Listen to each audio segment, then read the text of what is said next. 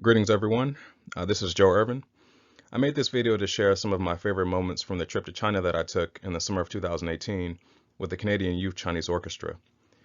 So that's me in the photo to the right on the bottom left corner. I organized the presentation into three sections, one about our music exchanges, some of the sights that we saw, and some of the food that I ate.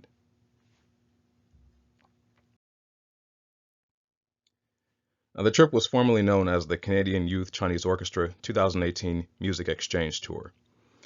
The youth orchestra was established to provide a space for young people to engage in cultural enrichment and collaboration through music performance, particularly through Chinese music. The organizer of the trip was Amely Zhou, who currently is a professional erhu teacher in Canada and also a friend of mine. She's also a friend of one of my former instructors, and knew that I played a Chinese musical instrument, and she invited me to participate in the trip. I was the only American citizen, and everyone else was from Canada.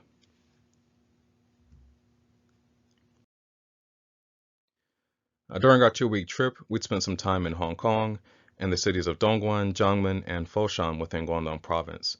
Our main goal was performing in concerts with other music groups, though we did a lot of sightseeing in between. This trip was amazing.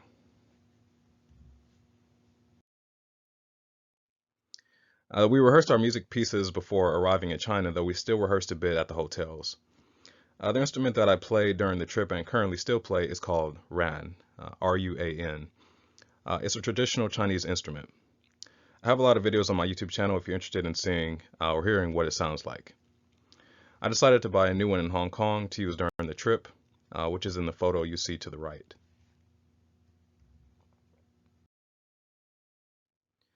Our concert in Hong Kong was at a local school and was more intimate compared to the other ones. Each of our groups shared some songs from our individual repertoire.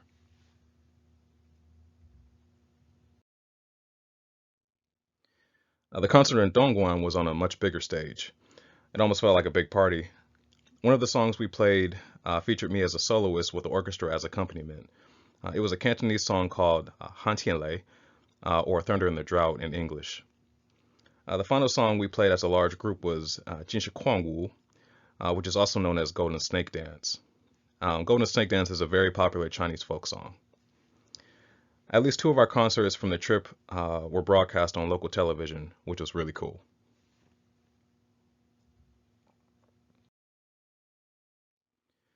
Our next concert in Jiangmen was at a big mall with 5 levels, and it was massive. It also featured a Western music orchestra and one of the local bands. After the concert, we had a social gathering and a music exchange with those 2 music groups.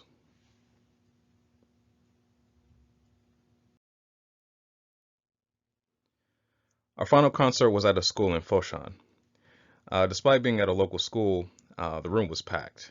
And considering that we were in southern China, it was also very, very hot.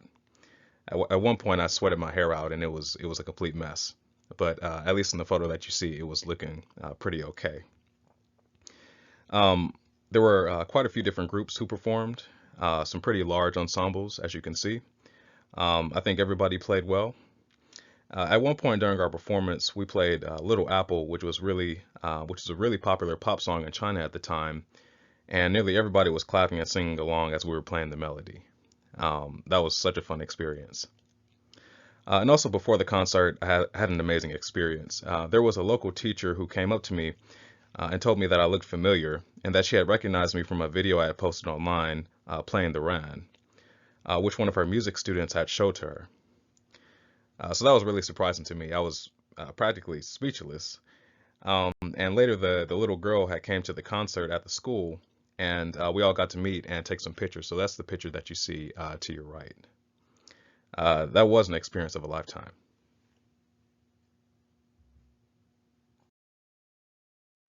As I mentioned, in between our performances, we visited local attractions. Hong Kong was beautiful, though it was pretty hot and it rained a lot while we were there. I remember at one point we were stuck in the rain for at least a half an hour waiting for the bus, and it was pouring, like really, really pouring, almost like a tropical storm. And I remember afterwards my socks were soaked and they smelled like rotten cheese. It was bad. But that's the tropical climate, that happens. Regarding language, Cantonese is a primary language in that region, and so a few of our orchestra members did speak the local language. After a couple days in Hong Kong, we drove into Guangdong on the mainland, and we spent the most time in Dongguan of any city. For a week, we were part of a summer program where youth of Chinese heritage came to China from different countries to learn about Chinese culture. Two of the groups were from France and Australia, I remember. We had to be up early every morning, though had breakfast, lunch, and dinner provided to us.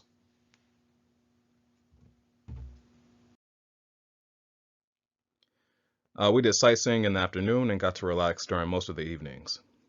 We visited many different places, such as a factory where they made toy cars. We went to a robotics center. We also visited a Cantonese performing arts center and then a few different museums.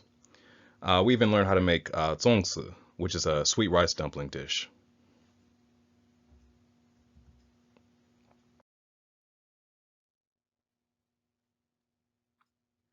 After leaving Dongguan, we visited some local places like a small historic town and some merchant shops. I bought a necklace with the characters for my name. You can see that picture in the bottom right corner, and my Chinese name is Anchao. Later, we rode a bus up a mountain to see the giant Kuan Yin Buddha statue. That was the biggest statue I've ever seen in person. It was enormous and also very detailed. One of the last sites that we saw was the Diallo Towers in Kaiping. So the Diallo are historic sites with a unique architecture that were previously used as watchtowers in the early 1900s. So the surrounding area was rural and very quiet. So that's definitely one of the most memorable places that we visited.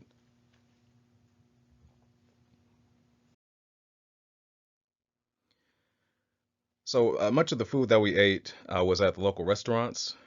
We had fish, chicken, different types of vegetables, dumplings, and some other things that you might expect. Sometimes we could buy our own food. One of my favorite snacks was the longan, which are these small grape-shaped things that are also known as the dragon eye fruit. Initially, I thought that Chinese cuisine didn't really have desserts, but that's not true. There are many different desserts that people eat, but generally they are less sweet than in America, aka healthier. Commonly, we saw light cakes and fruit for dessert at the restaurants. The dish that you see on the bottom left was pretty tasty. I can't remember the name for it, but it was like a soup with jelly pieces and taro potato in it.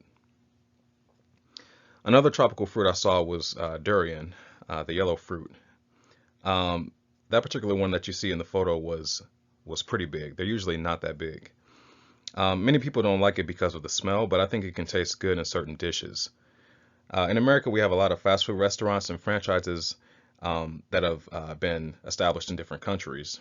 I remember in Hong Kong, we went to a McDonald's, and then before we left, we went to a KFC, and I bought a crispy black bun burger. You see that in the top right corner. So I think I might have stared at it for a few minutes before eating it, but that thing was delicious. I bought 2 of them.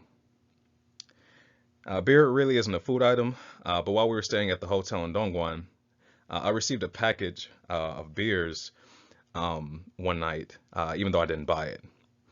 So there was a delivery guy who showed up at my hotel door like around 3 a.m. in the morning. I was sleeping, and he didn't really speak English, nor did I speak really strong Mandarin, and he gave them to me. So I don't know if it was a mistake or maybe I had a secret admirer. But I just took them anyway, and I drank them. They were okay, sort of like basic beer, but that was a funny experience.